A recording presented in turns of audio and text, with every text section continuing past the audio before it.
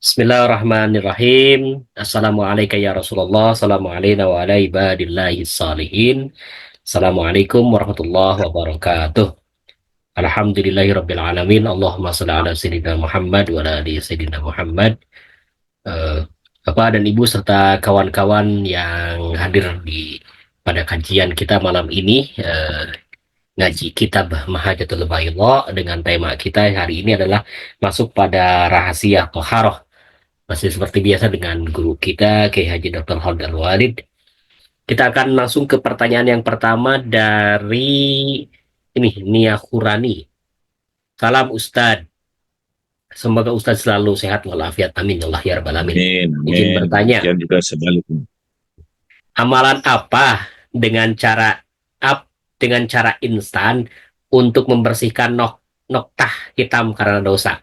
Apakah ada Ya. amalan gitu ya, membersihkan Ya, amalan yang paling dasar adalah istighfar. istighfar ya? Bukankah Rasulullah mengatakan bahwa likulli yaumin sab'ina marrah.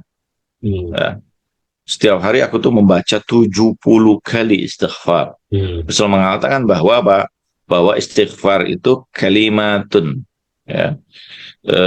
Adalah kata yang ringan pada timbangannya, pada ucapannya ya, tapi berat pada timbangnya. Thaqilatul fil mizan, paling berat pada timbangannya.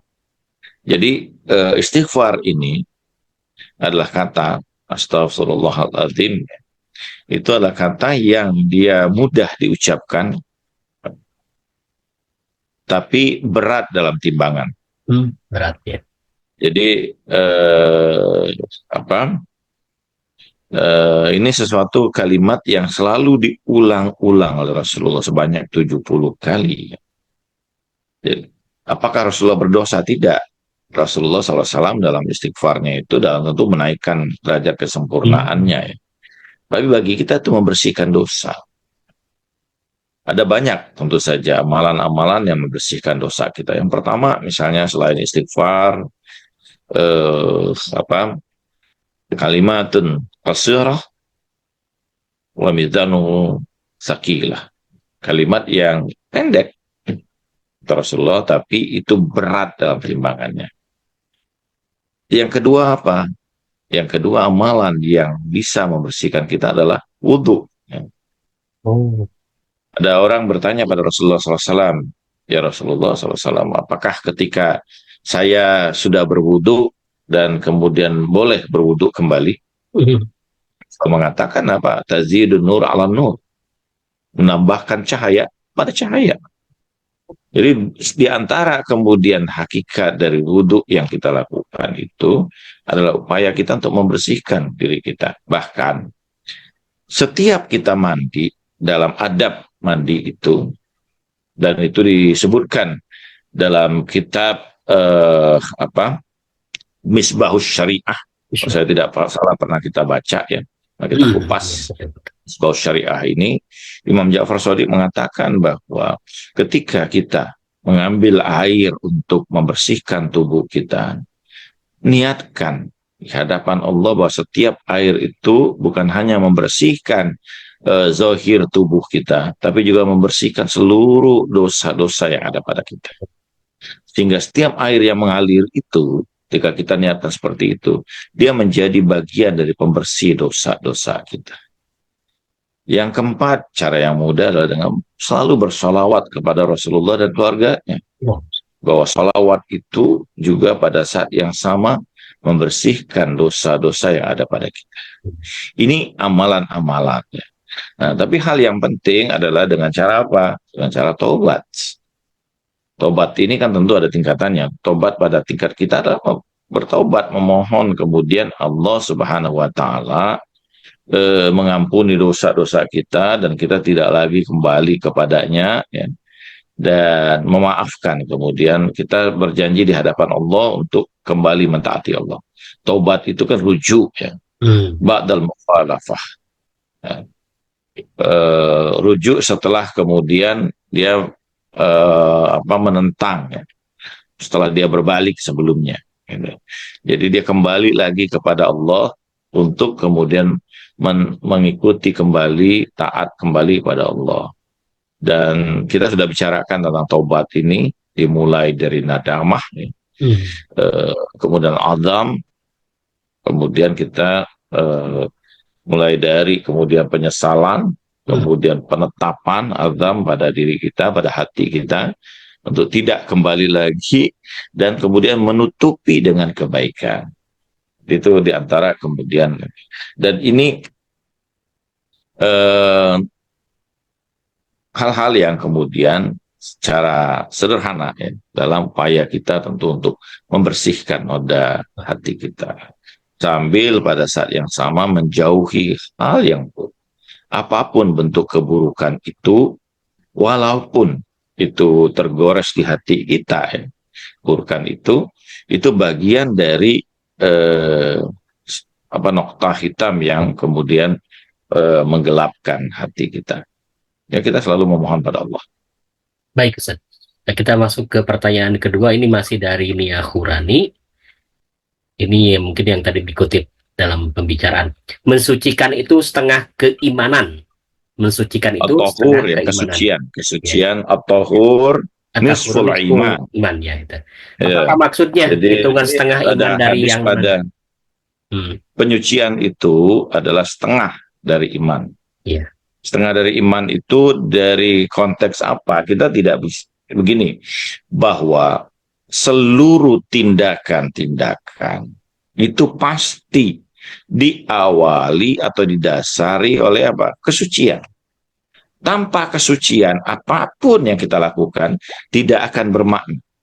Jadi ketika kita memulai itu dengan kesucian, apakah kesucian niat, ya, kesucian kemudian lahiriah kita, ya, itu menjadi bagian dari keberlangsungan tindakan itu.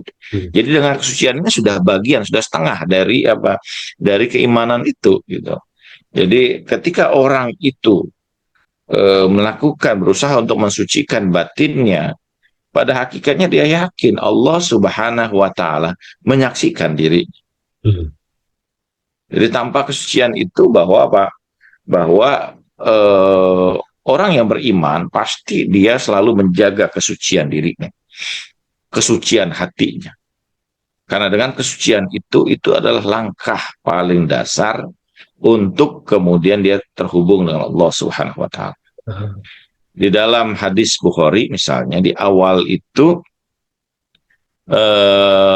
Rasulullah Bukhari itu memulai hadis-hadis itu dengan hadis yang kita hafal semua. Innamal a'malu binniyah. Sungguhnya seluruh amal itu dengan niat. Dan kalau niatnya tidak suci, tidak akan kemudian amal itu diterima Allah. Nah, baru kemudian kita menambahkan dengan beragam hal, ya. Artinya bahwa ini adalah dasar, adalah bagian dari proses keimanan kita kepada Allah. Baik, kita masuk ke pertanyaan selanjutnya dari Syaris nih. Bagaimana praktik toharoh yang konsisten dapat membantu mengembangkan kesadaran spiritual dan keinsafan diri dalam tasawuf? Oke, toharoh apakah membantu? Ya, pertama tentu saja bahwa kita harus sadar kebaikan dari kesucian itu, kebersihan. Karena kalau kita tidak sadar manfaat dari kebersihan dan kesucian itu, maka kita tidak akan tertarik untuk melakukannya. Orang begini misalnya, dengan bekerja, dia akan mendapatkan kekayaan. Itu adalah kenapa orang itu terus bekerja, karena dia yakin bahwa dia akan mendapatkan kekayaan itu. Jadi karena faidah kekayaan itu, dia rela bersusah payah dalam pekerjaannya. Bahkan lebih ditambahkan lagi, ya, untuk supaya mungkin lebih cepat lagi kekayaan itu datang kepada dirinya. Kalau kita sadar bahwa kesucian ini akan membuka banyak hal yang tidak kita pahami, yang luar biasa, bahkan kesucian itu juga akan membuka kemudian tirai langit di hadapan kita, sehingga kita mampu menyaksikan hal-hal yang tidak disaksikan oleh banyak manusia. Dan bahkan setelah kehidupan ini, kita akan memasuki tahap kehidupan yang lebih hakiki dari kehidupan ini, yang tanpa kesucian diri kita atau batin kita, maka kehidupan kita berikutnya itu menjadi sangat berat dan sangat buruk. Ini kondisi yang kemudian akan kita alami. Jadi karena itu kenapa pentingnya penyucian ini. Penyucian ini menjadi penting sekali ya, bahwa ketajaman kemudian batin kita, keluar biasaan kemudian ruhaniyah kita, ya, itu akan meningkatkan kualitas diri kita. Ini menjadi sesuatu yang penting. Jadi kalau kita memahami bahwa apa yang kemudian kita dapatkan dengan kesucian itu, kita akan menjaga kesucian itu. Jaga kesucian ya. Ini menjadi sesuatu yang penting ya, penting. Untuk kesadaran itu. Ya. Baik, kita masuk ke Adinda Ayu Sapitri. Waalaikumsalam. Izin bertanya, bagaimana caranya agar kita bisa menjaga kebersihan ruhani dan melalui metode apa penyucian rohani itu dapat dilakukan? Gitu. Ya, kita akan bicarakan tentu saja ini dalam pembicaraan kita berikutnya ya. Artinya bahwa ini akan panjang bicaraannya, tidak sampai di sini. Tetapi bahwa upaya ini ada beberapa tahap ya, tentu saja. Ya, kita tentu punya kesadaran yang dalam istilah tasawuf disebut dengan yaqzah, keterjagaan. Yaqzuna imin, kata para sufi, para arif. Keterjagaan kita dari kelalaian kita, dari ketiduran kita. Jadi ini kita punya fisik yang zahir maupun batin, dan kedua-duanya harus mengalami kesucian. Jadi bagaimana upaya menjaga kesucian itu untuk kita yang awam ini? Kita memerlukan banyak hal.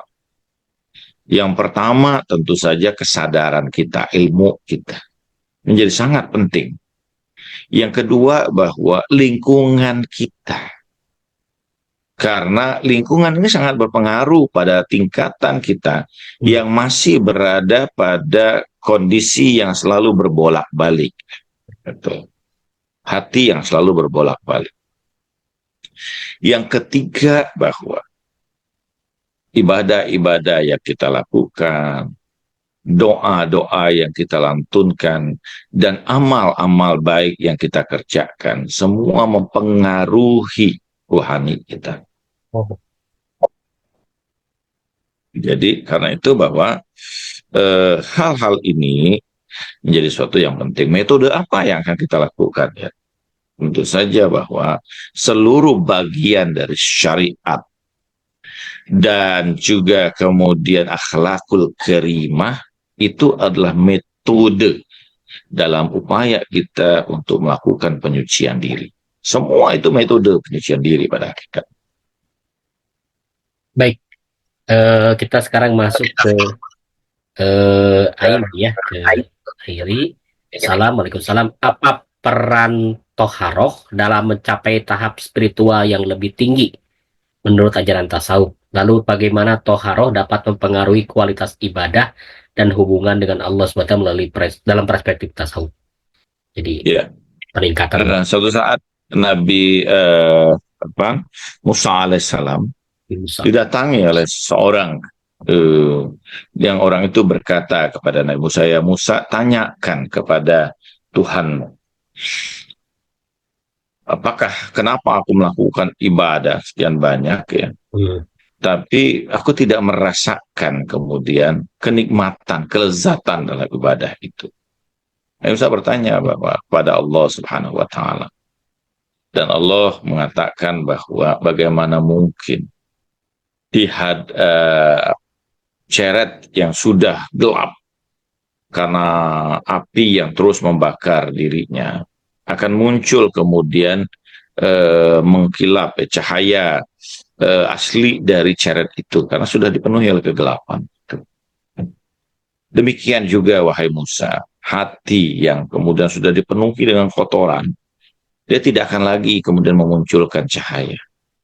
Sehingga ibadah-ibadahnya tidak akan pernah terasakan kenikmatan dan kelezatan. Ini tanda bahwa kalau seseorang itu hatinya itu sudah dikotori oleh banyak dosa dan keburukan, dia tidak akan lagi merasakan kenikmatan dan kelezatan dalam ibadah yang dilakukan, dalam munajat-munajat dan doa-doanya kepada Allah Subhanahu wa taala, sehingga dia melakukan segala sesuatu itu dengan tergesa-gesa dan bahkan bermalas-malasan. Dalam Al-Quran sebutkan ada orang yang kemudian melakukan perintahkan ibadah, mereka melaksanakan sholat itu dalam keadaan kusala, ya, dalam keadaan bermalas-malasan, berat baginya untuk melaksanakan itu, ya, tidak kemudian menikmati dalam proses ibadah itu. Sebagai contoh sederhana saya bahwa mungkin di awal di bulan Ramadan kita akan merasakan rasa berat, ya, dalam puasa, dan kita melihat oh ini betapa panjangnya kemudian waktu yang harus kita tempuh dalam ibadah puasa ini. Tapi di penghujung dari bulan suci Ramadan itu kita merasakan kenikmatan dalam ibadah itu. Sehingga ketika Ramadan itu meninggalkan kita, kita merasakan kesedihan di hati kita. Kita merasakan kepiluan di hati kita. Ada hal yang luar biasa, dan hal yang luar biasa itu kemudian meninggalkan kita. Ini menunjukkan bahwa mungkin di awal hati kita itu masih berat, ya, masih banyak kotoran, ya, debu. Tapi setelah melewati tahap-tahap ibadah yang kita lakukan di bulan Ramadan, perlahan-lahan hati itu kemudian melembut kembali setelah sebelumnya mengeras. Ya. Dia menjadi lembut kembali, benderang kembali, muncul kembali cahaya itu, sehingga di ujung Ramadan itu kita merasakan kenikmatan dalam ibadah puasa itu. Orang-orang yang sudah suci hatinya, sebelum datangnya bulan Ramadan pun mereka sudah mencium wewangian Ramadan itu dan kerinduan yang luar biasa menantikannya. Masya Allah. Baik, kita sekarang kepada Abdullah Syahab. Ini ada dua catatan, nanti saya akan bacakan dua-duanya. Salam Ustadz, waalaikumsalam. Toharoh yang membedakan prinsipnya antara kita manusia biasa dan para nabi dan para imam. Toharoh batiniyah dan spiritualnya. Jadi toharoh di sini tidak hanya pada wudhu saja ya Ustadz. Sebab selama ini kita mengenal kalimat toharoh hanya sebatas wudhu saja. Ya. Toharo pada kita itu adalah upaya pembersihan dari beragam kotoran yang selama ini meliputi kita. Beragam keburukan yang membatasi kita, yang melingkupi kita. Beragam kejelekan yang menggelapkan diri kita. Upaya taharo adalah melepaskan diri kita dari semua itu. Ini taharo pada tingkatan kita.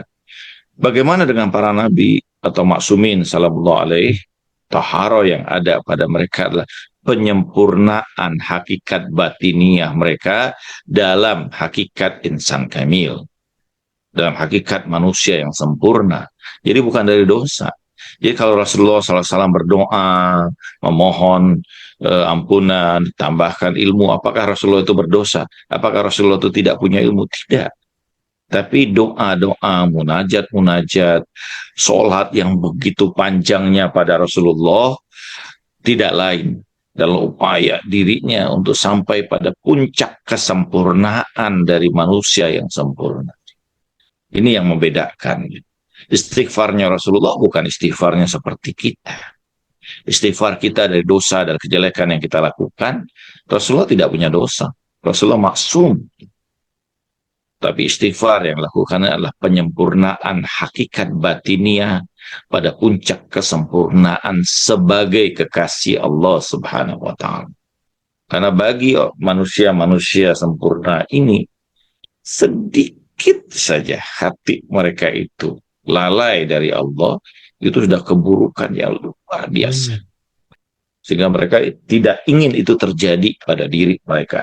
Saya pernah ditanya sama seorang murid di sekolah itu, kenapa kalau kita kentut kok mau sholat kemudian yang dicuci adalah wajah, tangan, kepala sama kaki, tidak bagian yang itu katanya. Gimana penjelasannya, Ustaz? Ya, tentu taharoh ini ya, ada hal-hal yang kemudian wudhu itu kan tentu ada yang membatalkan. Betul. Dan kenapa orang yang kemudian buang angin di tempat yang ramai, yang ditutupinya wajahnya. Nah, itu betul. Jadi Malu bukan ya. bukan belakangnya. Kenapa? Karena wajah itu yang utama. Nah, wajah betul. Wajah itu adalah tampilan dari kesucian pada diri manusia. Jadi walaupun kemudian dia bersembunyi dalam melakukan kejelekan-kejelekan itu, tapi tetap saja bahwa dia menutupi wajahnya ketika kemudian misalnya keburukan itu terungkap ya. Jadi walaupun kemudian itu sesuatu yang di belakang, tetapi ini yang tampil di hadapan manusia, di hadapan Allah Subhanahu wa Ta'ala. Jadi wajah-wajah ini menjadi bagian utama, dan walaupun kemudian itu bagian ketika buang angin itu membatalkan wudhu yang dibasuh wajah, karena wajah itulah yang kemudian tampil dan menanggung dari rasa malu. Nah, Insya Allah. Menghadap Tuhan memang wajah kita ini. Ini mungkin terakhir ada 3 istilah ya yang terkait dengan suci itu. Tadi ya toharoh atau tohur itu, kemudian nadifun ya, kemudian satu lagi tazkiyah itu ya. 3 istilah ini. Cara ini membedakannya gimana, Ustaz? Ya, ada apa? Eh, ada penyucian, ada nazafah, Iya. ada taharah, ada tazkiyah. Nazafah itu adalah zif ya, jadi kotoran-kotoran yang sifatnya zahir ya. Iya. Tahir ini itu baik zahir maupun batin. Tazkiyah itu adalah bagian batin kita. Iya. Jadi ini yang membedakan ya, bahwa ada nazif ya, ada nazafah, dan nazafah, ada taharah, ada tazkiyah. Yang membedakan itu tadi, bahwa pada tingkat nazafah itu kotoran yang bersifat, umumnya dalam konteks bahasa itu kotoran-kotoran yang kemudian bersifat zahir ya. Jadi karena itu bahwa tidak pernah kita temukan ada kata yang menggambarkan nazafatul qalb. Itu tidak pernah kita mendengarkan itu ya. Apakah itu salah? Tidak. Tetapi bahwa nazafa itu kecenderungannya adalah pembersihan hal-hal yang bersifat zahir. Sementara tohur, misalnya tahir ya, tohir misalnya, itu adalah hal-hal yang baik secara zahir maupun batin ya. Karena itu misalnya kata tohur ini digunakan dalam fikih dalam bab toharoh. Kenapa? Karena dia meliputi hal-hal yang kemudian sifatnya zahir juga gitu. Tapi digunakan juga toharatul qalbiyah, kesucian, kebersihan hati. Tazkiyah itu tidak pernah digunakan secara zahir, selalu terkait dengan hal-hal yang bersifat batin ya. Ada yang menggambarkan bahwa tazkiyah itu menggambarkan bukan hanya dia pembersihan batin, tapi penyucian, penghalusan dari batin itu sendiri. Jadi kenapa kemudian digunakan istilah toharo ini? Karena dia meliputi keduanya. Oh, Masya Allah, mencakup dua-duanya ya. Baik, Ustaz, tampaknya kita cukupkan. Barangkali ada closing dan doa. Tahara adalah bagian dari paling dasar dalam upaya kita untuk mendekati Allah Subhanahu wa Ta'ala. Seorang tidak mungkin untuk sampai pada dekat kepada Allah tanpa kebersihan dan kesucian. Mudah-mudahan Allah membersihkan zahir dan batin kita, dan Allah menerangi jiwa kita, ruhani kita dengan cahayanya. A'udzubillahi minasyaitonirrajim. Bismillahirrahmanirrahim. Allahumma inna nas'aluka nuran fanawir qulubana bi haqqi Muhammadin wa ali Muhammad ya arhamar rahimin. Ya Allah, kami mohon cahayamu dan cahayailah diri kami, hati kami, demi haknya Muhammad dan keluarga Muhammad. Birahmatika ya arhamar rahimin.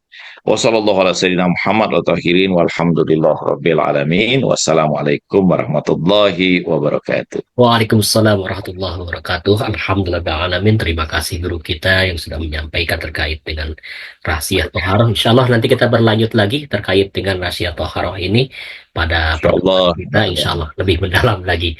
Bapak dan Ibu, terima kasih yang sudah bergabung. Terima kasih atas pertanyaan-pertanyaannya dan sapa-sapaannya termasuk doa-doanya.